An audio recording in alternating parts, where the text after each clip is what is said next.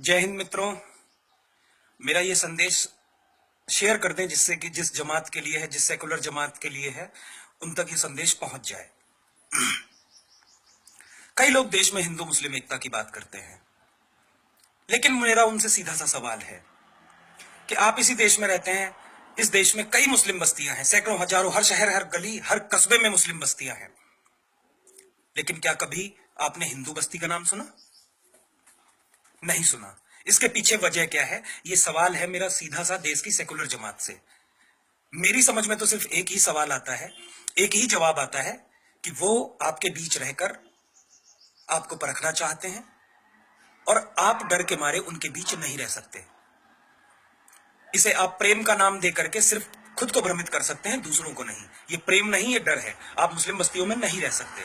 वो आपके बीच रह सकते हैं क्योंकि आप झूठे सेकुलरिज्म का चोला ओढ़े हुए हैं। एक और सवाल उन लड़कों से जो हिंदू मुस्लिम एकता की बात करते हैं कि आप कॉलेज के हॉस्टल्स में 4 हिंदू लड़कों के बीच में एक मुस्लिम लड़के को बड़े आराम से रख लेते हैं और वो रह भी लेता है क्योंकि आपका धर्म ये सिखाता है कि वो आराम से आपके बीच में रह ले।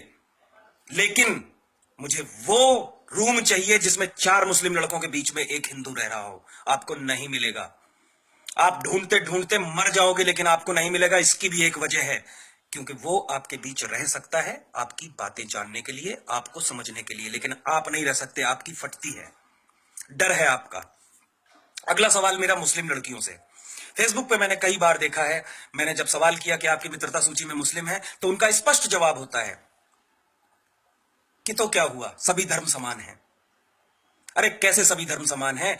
अगर रीता की फ्रेंड लिस्ट में, सीता की फ्रेंड लिस्ट में रिहान, अमजद और जुबैर हो सकते हैं, तो मुझे जरा सबाना की फ्रेंड लिस्ट में दीपक, दिनेश और महेश दिखाओ। ये सवाल खुद से करना। ये मुझसे, मैं सिर्फ बोल रहा हूं, आपसे सवाल कर रहा हूं। मेरा कोई उद्देश्य नहीं है आप पर थोपना, लेकिन हां, मेरा उद्देश्य है आपको वास्तविकता के मूल से अवगत कराना। आपका झगड़ा, आपके दोस्त का झगड़ा, आपके बेटे का झगड़ा जब किसी दिनेश, रमेश या महेश से हो जाता है तो आप तुरंत चल देते हैं विरोध करने। लेकिन वही झगड़ा जब जुबैर, अमजद और अहमद से हो जाता है तो आपके मन में एक भय क्यों उत्पन्न हो जाता है? आप जब एक सुनसान गली से गुजर रहे होते हैं और सामने से एक व्यक्ति आ रहा होता है भगवा चोला पहनकर या सामान्य कंडीशन में, तो आपके मन में भय उत्पन्न नहीं होता, डर उत्पन्न नहीं होता। लेकिन क्या हो जाता है तब? जरा अपनी आत्मा से पूछिए, जब आप एक सुनसान गली से गुजर रहे हो और सामने से 4 टोपीदार, जालीदार टोपी वाले दिख जाते हैं। यह सवाल खुद से करना पड़ेगा आपको। यह सवाल मेरे नहीं है, ये सवाल आज के वक्त के हैं। आखिर अगर कोई मुसलमान अच्छा है, मुसलमान भाई, तो ढूंढ के लाइए अपने उस भाई को और कहिए कि भैया, ये देश, जब संविधान इस देश में लागू है, इस देश में जब हमारा धर्म, हिंदू धर्म, गीता के से नहीं चलता, तो आप सरिया से क्यों चलाते हैं? लड़कियों और लड़कों, आप पूछिए उनसे कि अगर इस देश में मुझे एक बीवी रखने का अधिकार है, तो मेरे साथ में खड़ा व्यक्ति 4 बीवियां कैसे रख लेता है? कौन से अधिकार से रख लेता है? क्या आपके मन में कभी यह सवाल नहीं उठता? अगर ये उठता है तो आपको स्वयं से पूछना चाहिए कि आप किस देश में जी रहे हैं।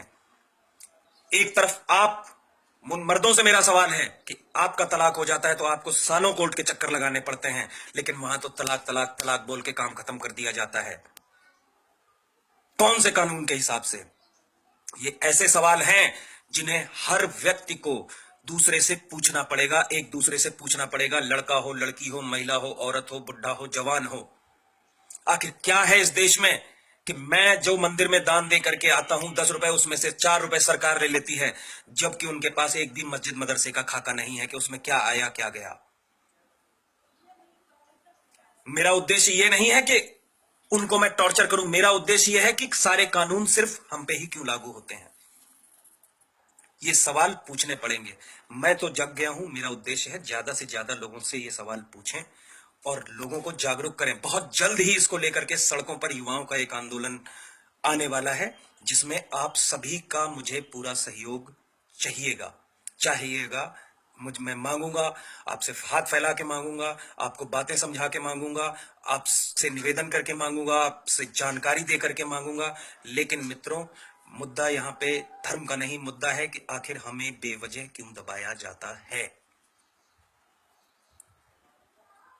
फिर आऊंगा इन्हीं सवालों के साथ। आज के लिए जय हिंद, जय हिंद, जय हिंद।